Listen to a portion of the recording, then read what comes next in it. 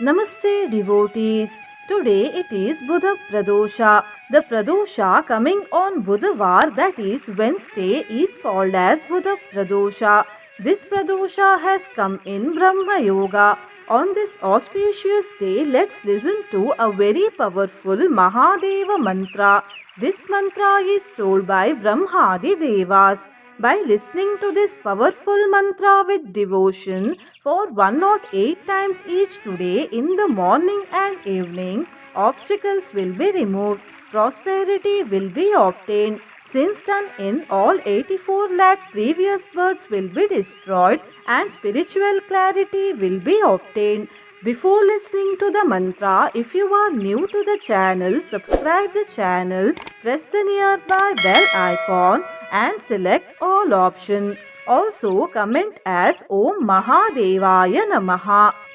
महादेवाय भीमाय त्र्यम्बकाय विशाम्पते ईश्वराय भगग्नाय नमस्त्वन्धकघातिने महादेवाय भीमाय त्र्यम्बकाय विशाम्पते ईश्वराय भगग्नाय नमस्त्वन्धकघातिने महादेवाय भीमाय त्र्यम्बकाय विशाम्पते ईश्वराय भगग्नाय नमस्त्वन्धकघातिने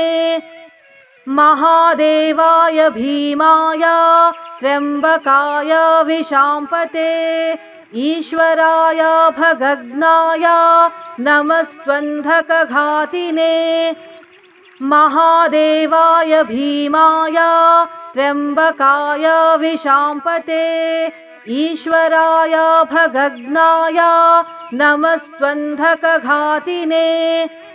महादेवाय भीमाय त्र्यम्बकाय विशाम्पते ईश्वराय भगग्नाय नमस्त्वन्धकघातिने महादेवाय भीमाय त्र्यम्बकाय विशाम्पते ईश्वराय भगग्नाय नमस्त्वन्धकघातिने महादेवाय भीमाय त्र्यम्बकाय विशाम्पते ईश्वराय भगग्नाय नमस्त्वन्धकघातिने महादेवाय भीमाय त्र्यम्बकाय विशाम्पते ईश्वराय भगग्नाय नमस्त्वन्धकघातिने महादेवाय भीमाय त्र्यम्बकाय विशाम्पते ईश्वराय भगग्नाय नमस्त्वन्धकघातिने महादेवाय भीमाय त्र्यम्बकाय विशाम्पते ईश्वराय भगग्नाय नमस्त्वन्धकघातिने महादेवाय भीमाय त्र्यम्बकाय विशाम्पते ईश्वराय भगग्नाय नमस्त्वन्धकघातिने महादेवाय भीमाय त्र्यम्बकाय विशाम्पते ईश्वराय भगग्नाय नमस्त्वन्धकघातिने महादेवाय भीमाय त्र्यम्बकाय विशाम्पते ईश्वराय भगग्नाय नमस्त्वन्धकघातिने महादेवाय भीमाय त्र्यम्बकाय विशाम्पते ईश्वराय भगग्नाय नमस्त्वन्धकघातिने महादेवाय भीमाय त्र्यम्बकाय विशाम्पते ईश्वराय भगग्नाय नमस्त्वन्धकघातिने महादेवाय भीमाय त्र्यम्बकाय विशाम्पते ईश्वराय भगग्नाय नमस्त्वन्धकघातिने महादेवाय भीमाय त्र्यम्बकाय विशाम्पते ईश्वराय भगग्नाय नमस्त्वन्धकघातिने महादेवाय भीमाय त्र्यम्बकाय विशाम्पते ईश्वराय भगग्नाय नमस्त्वन्धकघातिने महादेवाय भीमाय त्र्यम्बकाय विशाम्पते ईश्वराय भगग्नाय नमस्त्वन्धकघातिने महादेवाय भीमाय त्र्यम्बकाय विशाम्पते ईश्वराय भगग्नाय नमस्त्वन्धकघातिने महादेवाय भीमाय त्र्यम्बकाय विशाम्पते ईश्वराय भगग्नाय नमस्त्वन्धकघातिने महादेवाय भीमाय त्र्यम्बकाय विशाम्पते ईश्वराय भगग्नाय नमस्त्वन्धकघातिने महादेवाय भीमाय त्र्यम्बकाय विशाम्पते ईश्वराय भगग्नाय नमस्त्वन्धकघातिने महादेवाय भीमाय त्र्यम्बकाय विशाम्पते ईश्वराय भगग्नाय नमस्त्वन्धकघातिने महादेवाय भीमाय त्र्यम्बकाय विशाम्पते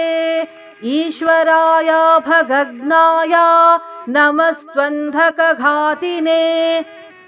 महादेवाय भीमाय त्र्यम्बकाय विशाम्पते ईश्वराय भगग्नाय नमस्त्वन्धकघातिने महादेवाय भीमाय त्र्यम्बकाय विशाम्पते ईश्वराय भगग्नाय नमस्त्वन्धकघातिने महादेवाय भीमाय त्र्यम्बकाय विशाम्पते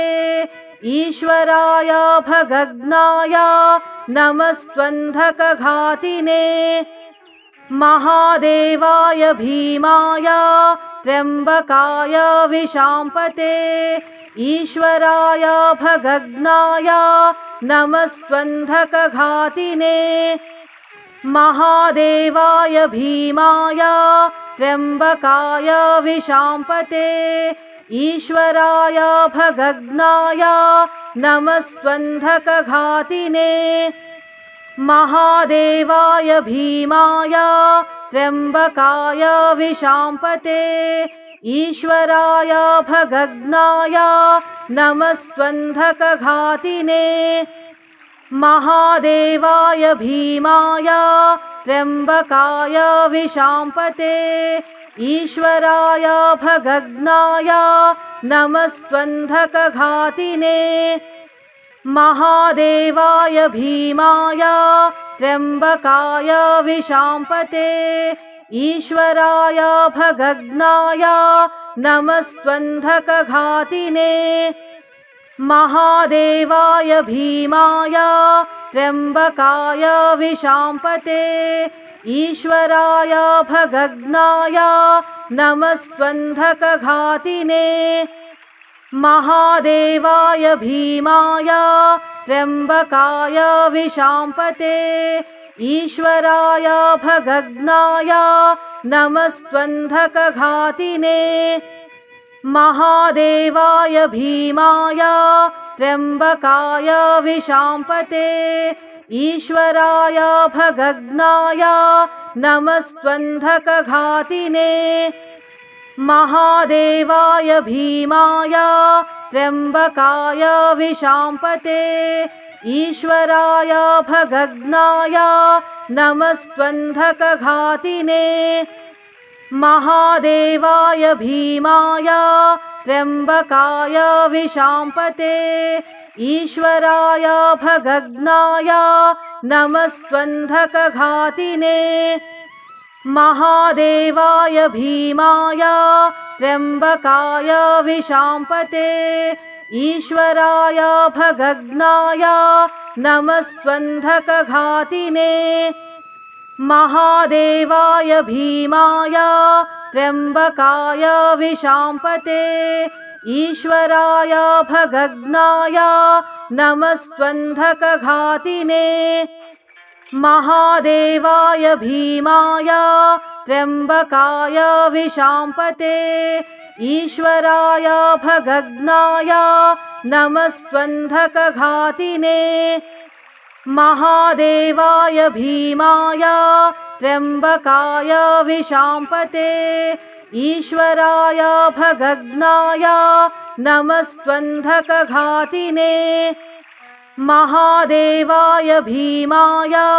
त्र्यम्बकाय विशाम्पते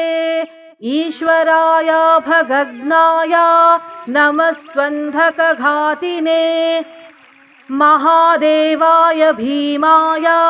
त्र्यम्बकाय विशाम्पते ईश्वराय भगग्नाय नमस्त्वन्धकघातिने महादेवाय भीमाय त्र्यम्बकाय विशाम्पते ईश्वराय भगग्नाय नमस्त्वन्धकघातिने महादेवाय भीमाय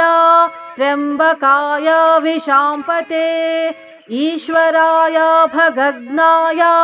नमस्त्वन्धकघातिने महादेवाय भीमाय त्र्यम्बकाय विशाम्पते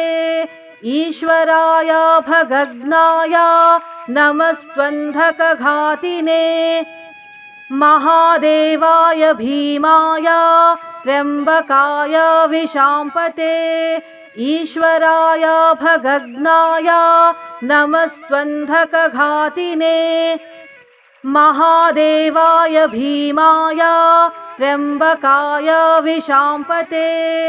ईश्वराय भगग्नाय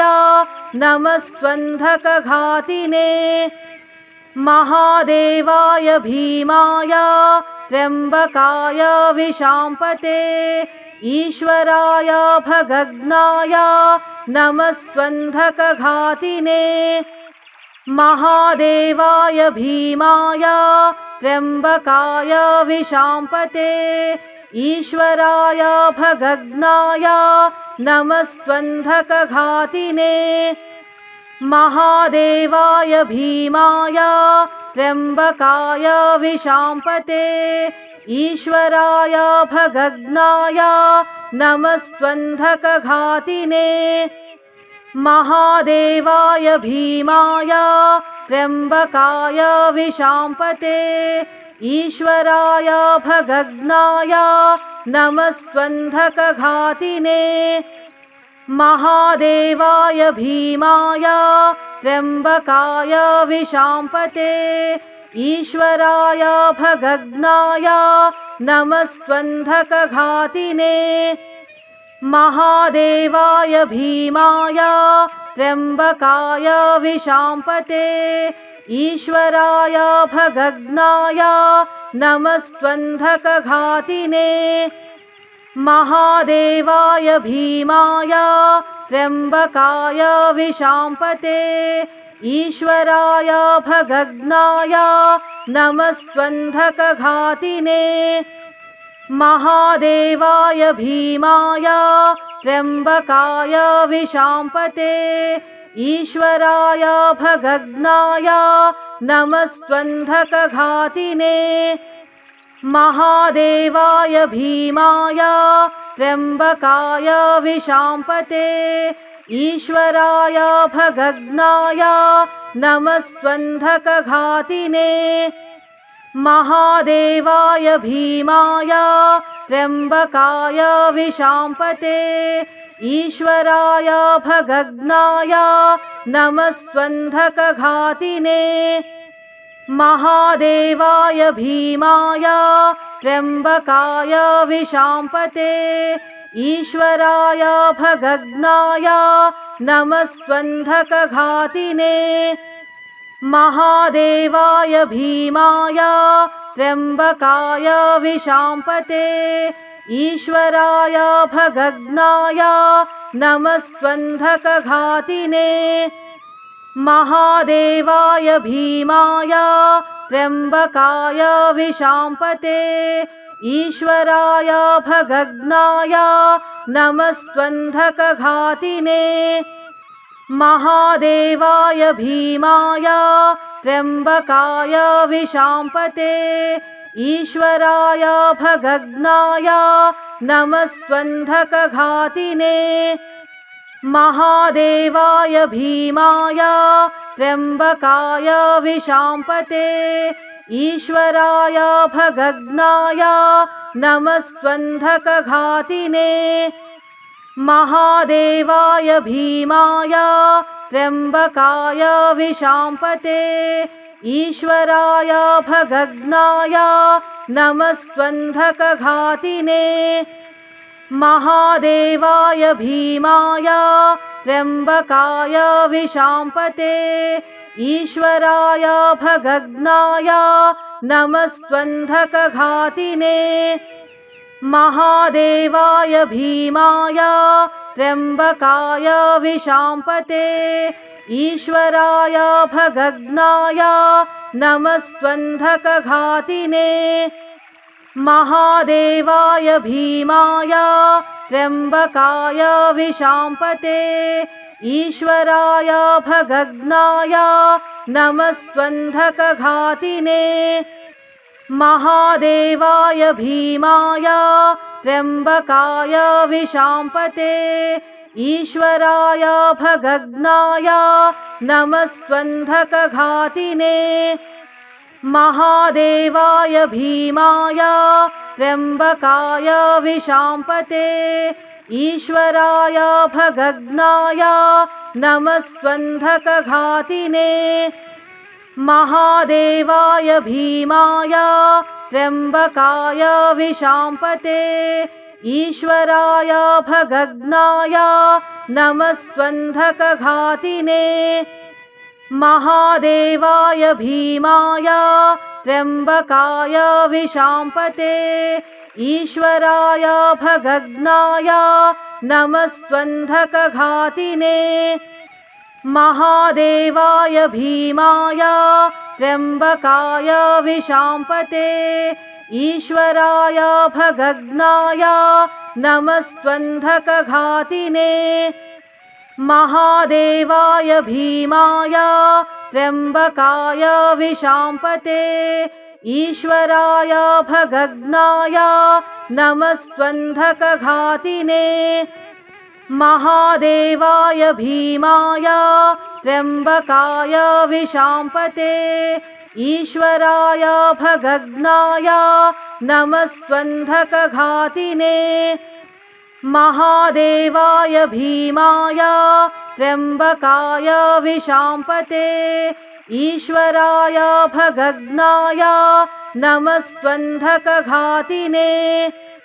महादेवाय भीमाय त्र्यम्बकाय विशाम्पते ईश्वराय भगग्नाय नमस्त्वन्धकघातिने महादेवाय भीमाय त्र्यम्बकाय विशाम्पते ईश्वराय भगग्नाय नमस्त्वन्धकघातिने महादेवाय भीमाय त्र्यम्बकाय विशाम्पते ईश्वराय भगग्नाय नमस्त्वन्धकघातिने महादेवाय भीमाय त्र्यम्बकाय विशाम्पते ईश्वराय भगग्नाय नमस्त्वन्धकघातिने महादेवाय भीमाय त्र्यम्बकाय विशाम्पते ईश्वराय भगग्नाय नमस्त्वन्धकघातिने महादेवाय भीमाय त्र्यम्बकाय विशाम्पते ईश्वराय भगग्नाय नमस्त्वन्धकघातिने महादेवाय भीमाय त्र्यम्बकाय विशाम्पते ईश्वराय भगग्नाय नमस्त्वन्धकघातिने महादेवाय भीमाय त्र्यम्बकाय विशाम्पते ईश्वराय भगग्नाय नमस्त्वन्धकघातिने महादेवाय भीमाय त्र्यम्बकाय विशाम्पते ईश्वराय भगग्नाय नमस्त्वन्धकघातिने महादेवाय भीमाय त्र्यम्बकाय विशाम्पते ईश्वराय भगग्नाय नमस्त्वन्धकघातिने महादेवाय भीमाय त्र्यम्बकाय विशाम्पते ईश्वराय भगग्नाय नमस्त्वन्धकघातिने महादेवाय भीमाय त्र्यम्बकाय विशाम्पते ईश्वराय भगग्नाय नमस्त्वन्धकघातिने महादेवाय भीमाय त्र्यम्बकाय विशाम्पते ईश्वराय भगग्नाय नमस्त्वन्धकघातिने महादेवाय भीमाय त्र्यम्बकाय विशाम्पते ईश्वराय भगग्नाय नमस्त्वन्धकघातिने महादेवाय भीमाय त्र्यम्बकाय विशाम्पते ईश्वराय भगग्नाय नमस्त्वन्धकघातिने महादेवाय भीमाय त्र्यम्बकाय विशाम्पते ईश्वराय भगग्नाय नमस्त्वन्धकघातिने महादेवाय भीमाय त्र्यम्बकाय विशाम्पते ईश्वराय भगग्नाय नमस्त्वन्धकघातिने महादेवाय भीमाय त्र्यम्बकाय विशाम्पते ईश्वराय भगग्नाय नमस्त्वन्धकघातिने महादेवाय भीमाय त्र्यम्बकाय विशाम्पते ईश्वराय भगग्नाय नमस्त्वन्धकघातिने महादेवाय भीमाय त्र्यम्बकाय विशाम्पते ईश्वराय भगग्नाय नमस्त्वन्धकघातिने महादेवाय भीमाय त्र्यम्बकाय विशाम्पते ईश्वराय भगग्नाय नमस्त्वन्धकघातिने महादेवाय भीमाय त्र्यम्बकाय विशाम्पते ईश्वराय भगग्नाय नमस्त्वन्धकघातिने महादेवाय भीमाय त्र्यम्बकाय विशाम्पते